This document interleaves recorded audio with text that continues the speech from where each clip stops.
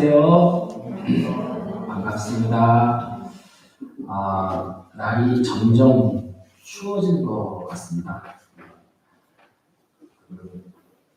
빨리 추워져야 저희 단풍 성지순례 갈 때 적당하게 단풍이 될 것 같아서 한편으로 기대도 되고 이제 쌀쌀해지니까 내복을 벌써 꺼내 입어야 되나 하는 생각도 들고 그렇습니다. 환절기 때 건강 조심하시기 바랍니다. 오늘은 제가 요즘에 제 관심사가 그 뉴스를 보면 그 이스라엘 팔레스타인 전쟁이 지금 한창이잖아요.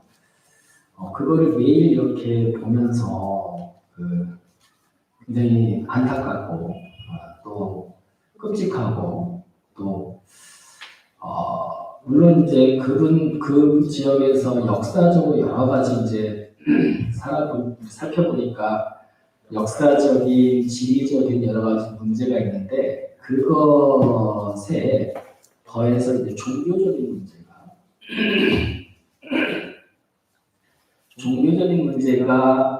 자리 잡고 있는 것 같아서 이제 저도 종교인의 한 사람으로서 저 종교의 어떤 부분 때문에 저런 문제가 생기는가 이렇게 자연스럽게 이제 관심이 가고 이제 불교하고 비교를 해보게 되고 그런 것 같습니다. 그래서 이제 오늘 그 부분을 제가 잘은 모르지만 기독교 교리에 대해서 잘은 모르지만 그리고 이제 그게 기독교 교리뿐만이 아니라 유대교, 기독교 그리고 이슬람교 이 세 종교의 이제 뿌리에 대해서 이야기를 하고 교리적으로 이야기를 하고 있기 때문에 자세히는 모르지만 그래도 이제 지금 쟁점이 되고 있는 포인트만 한번 살펴보면서 불교하고 한번 비교를 해보고 싶다 이런 생각을 했습니다. 이제 살펴보니까 그 세 종교가 뿌리가 같다고 그러대요. 유일신 하나님을 믿는 그런 이제 종교들이에요. 그리고 지역적으로 지금 우리가 이야기하는 중동지방에서 발생한 옛날 메소포타미아 문명이라고 하죠. 그 지역을 이제 기반으로 해서 발생한 종교고 처음에 기원전 2000년, 지금부터 이제 한 4000년 전에 아브라함이라는 사람이 하나님의 계시를 받았나 봐요. 그래가지고 아들을 둘을 낳는데 그 첫째 아들의 자손이 지금의 이슬람 아랍인들이 되고 그리고 둘째 아들의 자손들이 지금의 유대인 민족이 됐다고 해요. 그러니까 그 유대인들 지금 이스라엘을 이루고 있는 유대인 민족과 팔레스타인을 이루고 있는 그 아랍 민족들 주변의 아랍 민족들 그런 두 민족들이 뿌리가 이제 그 아브라함이라고 하는 한 아버지 밑에서 나온 할아버지가 똑같은 거죠. 아버지가 다른 거고. 그러니까 그런 이제 한 조상 밑에서 나온 이제 교리를 가지고 있답니다. 교리적으로.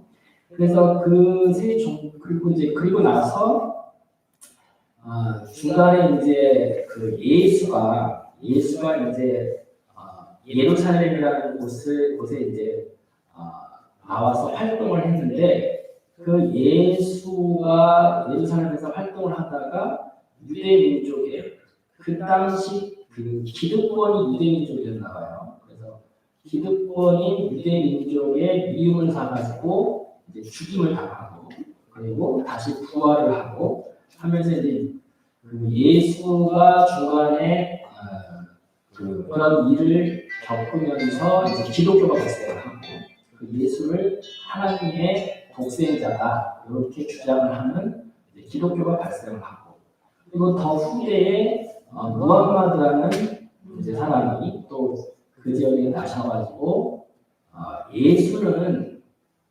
사실 독생자가 아니라 자기 같은 사람인데 단지 하나님의 신부로 본 사신 이런 주장을 하면서 기독교하고 결을 달리하고 해서 이제 그 종교를 이룬 것이 이슬람교다 이렇게 얘기해요.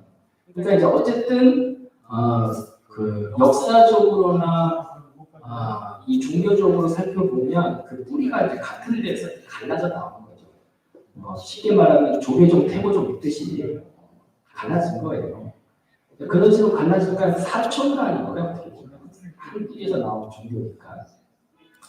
그런데 이제 문제는 지금의 그 싸움은 분쟁은 원래 그 싸움이 나면 가까운 사람들이 더 싸움이 골치 아프거든요. 멀리 떨어져 있는 사람들보다 가까이 붙어 있는 사람들이 역사적으로 많이 싸웁니다. 우리도 일본하고 다투고 중국하고 다투고 이러잖아요. 이런 것처럼 일본이 저기 남미에 있다든가 사우디에 있다든가 아프리카에 있으면 다툴 수가 없어요. 볼 수가 없는데 뭘 다퉈. 근데 바로 옆에 붙어 있고 역사적으로 같이 이렇게 살아오니까 이제 다툼이 생기는 것처럼 그네들도 이제 그 지방에서 같이 붙어서 사니까 이게 다툼이 생긴 것 같은데 여하튼 그렇게 종교적으로도 이제 뿌리가 같은데 문제는 뭐냐면 이 예루살렘이라고 하는 이 지역 지금은 이스라엘 나라의 중앙에 이제 위치해 있는데 이 예루살렘이라고 하는 지역이 이 세 종교의 모두의 성지래요. 그래서 유대교는 자기의 조상인 이삭을 하나님한테 바쳤던 어떤 그 기원이 되는 장소고 예루살렘이. 그래서 이제 거기서부터 자기들의 민족의 뿌리와 그 종교가 발생을 했기 때문에 예루살렘이 유대교의 성지가 되는 거고. 또 기독교는 아까 말한 것처럼 예수님이 예루살렘에서 활동을 하셨어요. 포교를 막 하셨어요. 그러다가 이제 죽임을 당했잖아요. 그리고 다시 부활을 하고 이게 다 예루살렘에서 이루어졌어요. 그러니까 기독교에도 예루살렘이 성지예요. 그리고 또 이슬람교도 예루살렘이 성지래요. 왜냐하면 그 이슬람을 창시한 무함마드가 하필이면 하느님만 이제 하늘에 올라가 승천을 해서 일곱 하늘을 구경하고 내려온 종교적인 그 사건이 있대요. 근데 그게 하필 예루살렘에서 승천을 했대. 그래가지고 이 이슬람의 성지가 메카, 메디나가 있잖아요. 그 다음이 예루살렘이에요. 그래서 이 세 종교가 예루살렘이 자기네들 각각의 성지다 보니까 유대인들 지금 이스라엘은 죽어도 예루살렘에서 죽어야 돼. 예루살렘을 자기네가 차지해가지고 여기를 누리고 있어야 하나님의 구원을 받는데. 그렇게 이제 그러니까 종말이 왔을 때 이제 다시 유대인들이 부활을 하는데. 이 예루살렘을 차지하고 있어야 자기네 민족이 하나님의 민족이라고 생각하기 때문에 차지하고 있어야 구원을 받는데요. 그러니까 이거는 이제 종교적인 이유가 있고 이슬람은 지금의 팔레스타인은 그건 몇천 년 전 일이고 그리고 역사 속에 이해하고 지금 자기네들이 어쨌든 여기에서 몇천 년 동안 자리를 잡고 살고 있는데 지금의 그 유대민족이 우리의 성지니까 우리가 좀 살아야겠다 하면서 밀고 들어오는 거예요. 그래가지고 그 1948년도에 이스라엘이 그 땅을 차지하면서 나라를 건국했대요. 그러니까 이제 이런 것 때문에 팔레스타인은 자기네들이 살고 있는 땅을 내줄 수 없다. 당연하겠죠. 물론 팔레스타인이 나라를 이룩한 건 아니지만 자기네들이 자기 민족이 살고 있는 땅인데 갑자기 하루아침에 들어와가지고 나가라고 하면 어디로 나가면 왜 나가야 되냐 이런 거고 이스라엘은 야 원래 우리 땅이야. 원래 하나님이 우리한테 주신 땅이야 이러면서 주장을 하니까 서로 이제 미치고 팔짝들이 모르신 거죠. 그러니까 이유는 있대요. 이유는 있는데 이제 이런 종교적인 갈등이 꼬여버리니까 이제 지금 타협이 너무 힘들다고 해요. 그래서 계속 분쟁이 일어나고 분쟁될 때마다 몇천 명씩 죽고 몇백 명씩 죽고 지금도 지금 사망자 4천 명이 넘었지 않습니까? 양측에 합쳐서. 그리고 뭐 이재민은 뭐 몇만 명이 지금 돼가고 있고 오늘도 지금 계속 폭격을 하고 있고 이제 이런 그리고 그런 것도 그렇지만 그 어린 아이들을 이렇게 납치해가지고 막 무슨 닭장에다가 가둬가지고 인질로 데리고 있고 이거는 정말 끔찍하더라고요. 근데 그걸 또 그 자체는 이제 물론 할 짓이 아닌데 또 팔레스타인 입장 들어보면 예전에는 유대인이 몇 명 죽었을 때, 몇백 명 죽었을 때 자기네들은 몇천 명 죽었다 이거예요. 그러니까 이번 것만 보지 말고 여태까지 쟤네가 우리한테 공격한 걸 한번 보면 우리가 지금 이렇게 잔인하게 하는 게 잘하는 것은 아니지만 할 만한 명분이 있다 이렇게 또 주장을 하는 것 같고 그런 것 같아요. 여하튼 이제 그런 이제 정세 속에서 지금도 이제 전쟁을 하고 있는데 제가 이제 이런 답이 안 나오는 어떤 종교적인 문제 이 문제를 보면서 야, 참 제가 부처님 만나면 너무 다행이다. 그렇지 않고 제가 중간에 잠깐 교회를 했었거든요.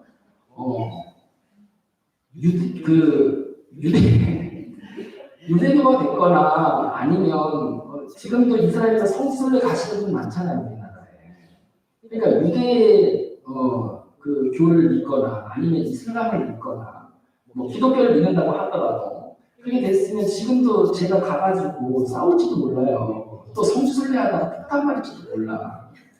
근데 다행히 이렇게 부처님을 만나가지고 그 환난을 어려운 전쟁을 이렇게 피해서 지금 검련사에서 이렇게 편하게 밥 먹으면서 따뜻한 방에서 쉬고 있는데 불교하고는 교리적으로 참 근본적으로 틀리구나 이런 생각을 해요.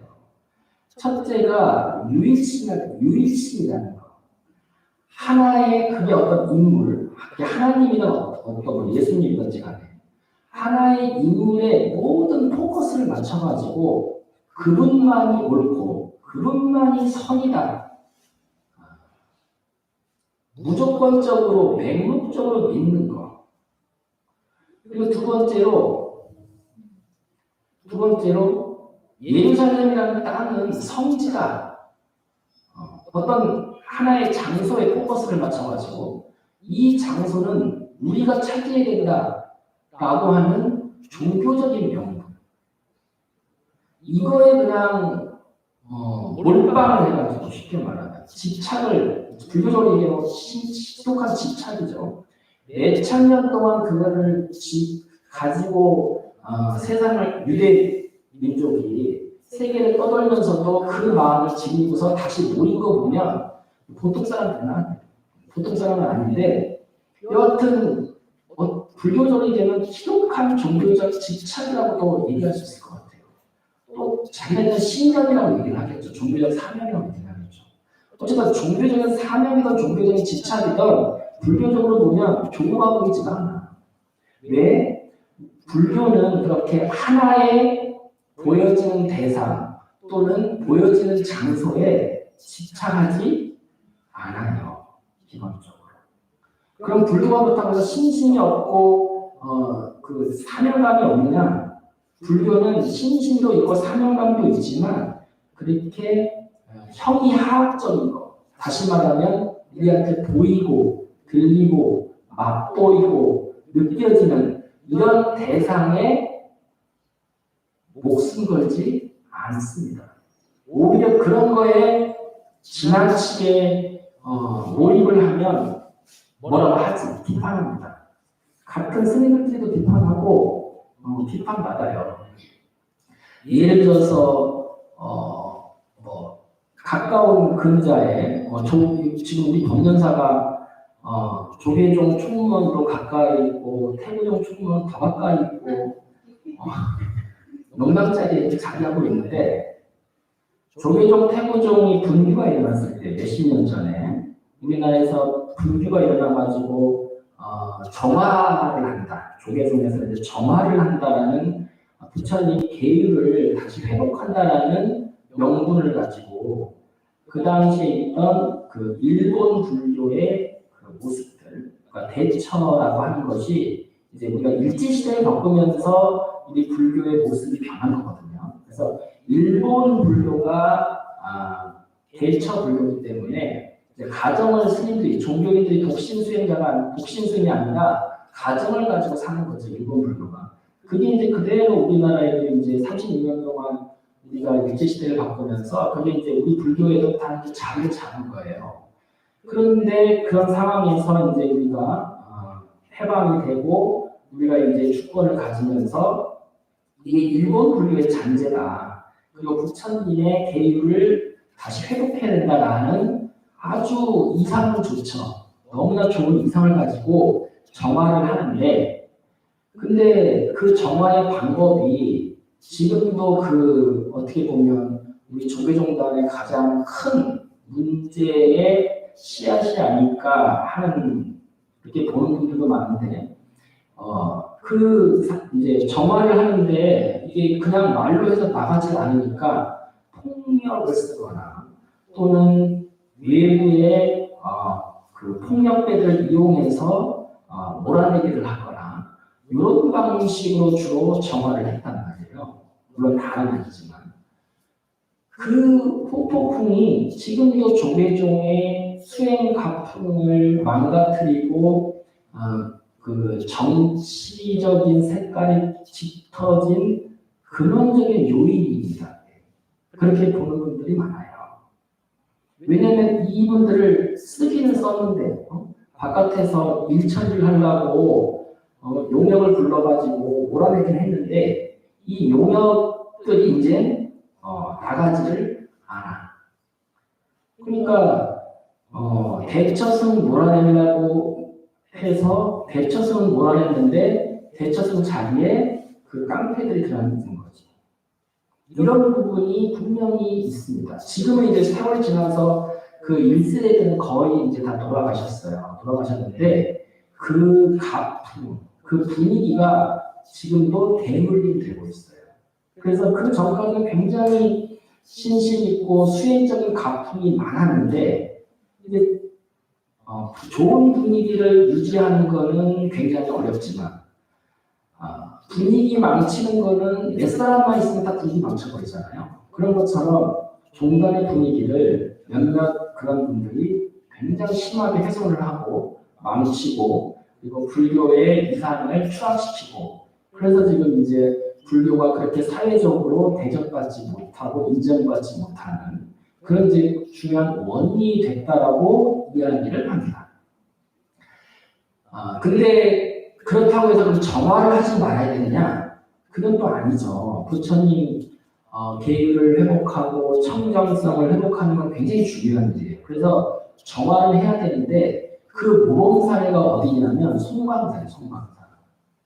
송광사는 그 당시에 대처 스님들이 가정을 가진 대처 스님들이 송광사에서 살았대요.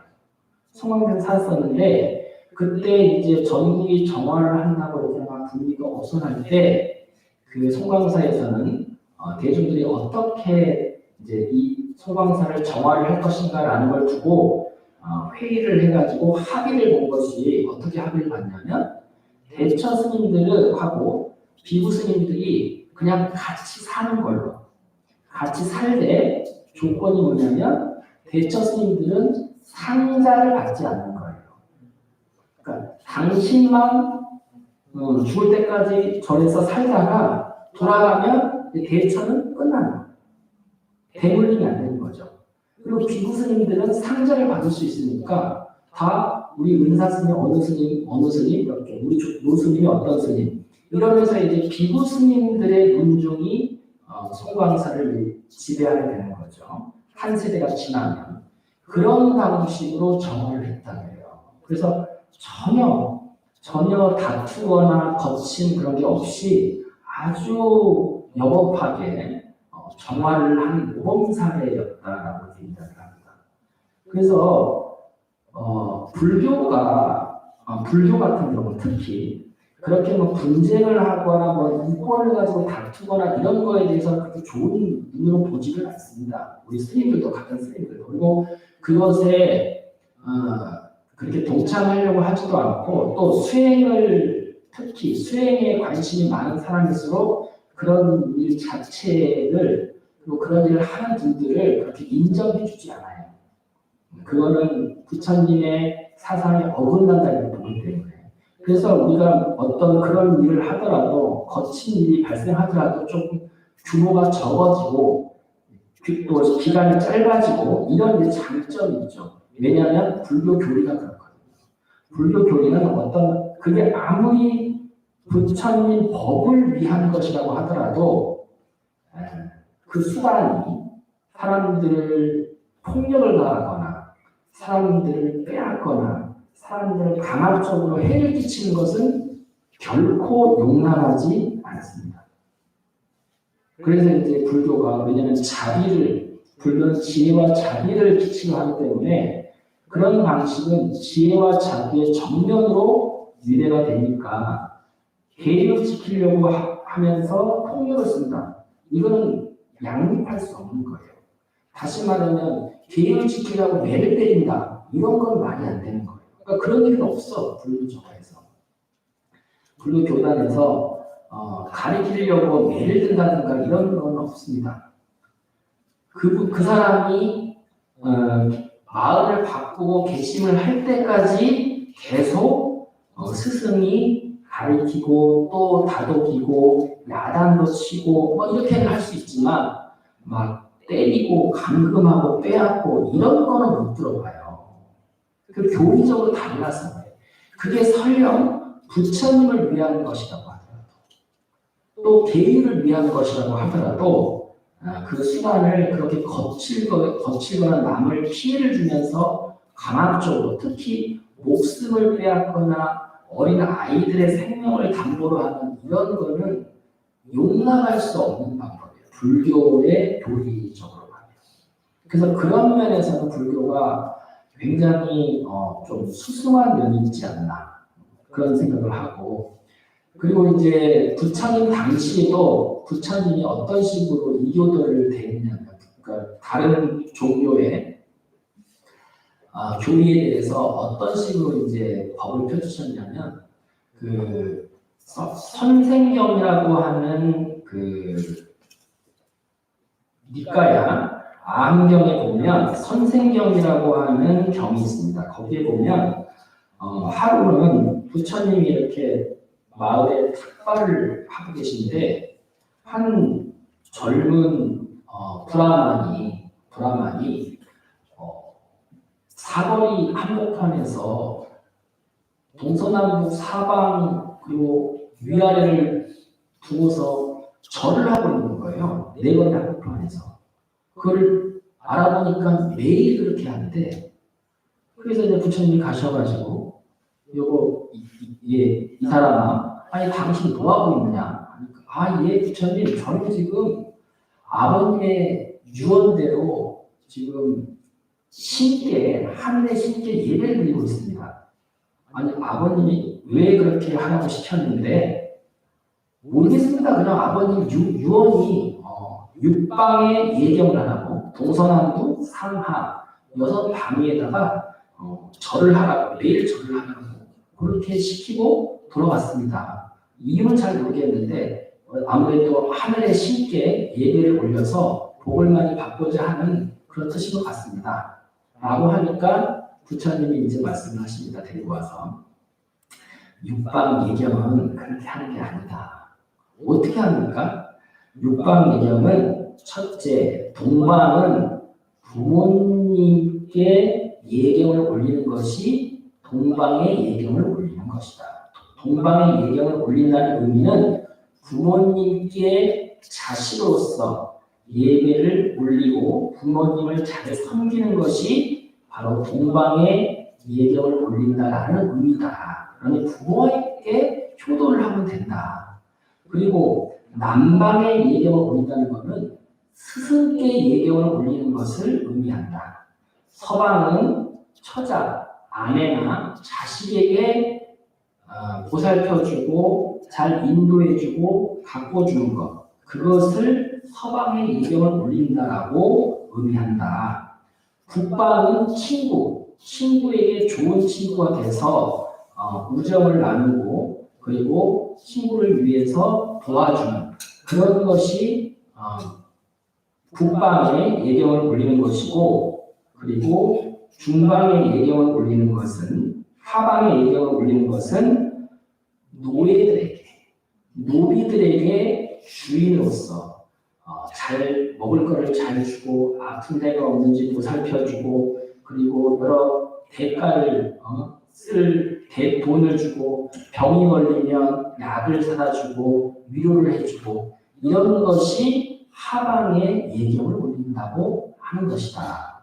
그러니 그 내걸에 나와가지고 맨날 거기에다가 절해봐야 복이 생기는 게 아니고 내가 말한 이런 방법으로 육방의 예경을 올려야만 많은 복덕이 생기고 죽어서 좋은 천상에 태어날 수 있는 것이다 라고 이제 법문을 하였다는 이유가 있어요. 이제 선생경이라고 하는데, 이것처럼 부처님의 우리 불교의 교리를 보면, 부처님 말씀을 살펴보면 부처님은 어떤 고정된 하나의 장소라든가 고정된 하나의 의식에 집착하지 않으신다는 걸 알 수 있어요.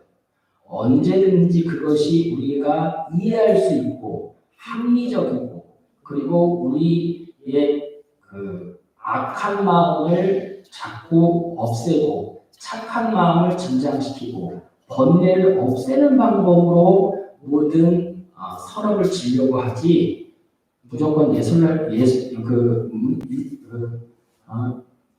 땅을 차지한다고 해가지고 하나님 자식이 되고, 땅을 못 차지하는 하나님 자식이 아니고 못난 놈이고, 이런 식의 교리는 불교에는 없는 것 같아요. 그래서 저는 기본적으로 그래서 이제 이 종교적인 교리가 그분들도 나름은 잘하려고 하는 거예요. 그러니까 우리 인간이 참 어떻게 보면 한계가 있는 건데, 이 사명감을, 어떤 종교적인 사명감을 가지면 그것이 잘하는 일인지 못하는 일인지 따지지 않고 그게 옳다라는 딱 고정관념을 두고서 뭔가를 밀어붙이다 보면 정말 해서는 안 될 짓도 서슴없이 하게 되는 것 같아요. 그래서 특히 불자들은 설령 부처님이 나타나서 시키더라도 그거는 아닙니다 하고 얘기할 수 있어야 된다. 그리고 의무를 가질 수 있어야 된다. 그게 부처님의 가르침이에요. 그래서 임재선사는 수행하는데 방해가 되면 부처가 나타나면 부처를 죽여라. 내가 수행을 하는데 방해가 되면 방해를 하면 조사스님을 죽여라라고까지 이야기를 합니다. 물론 실제로 죽이라는 게 아니고 내 마음에서 지우라는 그걸 따르지 말아야 돼. 내가 깨우침을 얻고 수행을 하는 데 있어서 부처님이 방해가 될 수 있거든요. 왜? 부처님의 잘못이 아니라 부처님 생각하는 내 마음이 어지러우면 부처님이 방해가 되는 것이지. 그럴 때는 내 마음에서 지워야 되는 거예요. 부처님이라고 하더라도.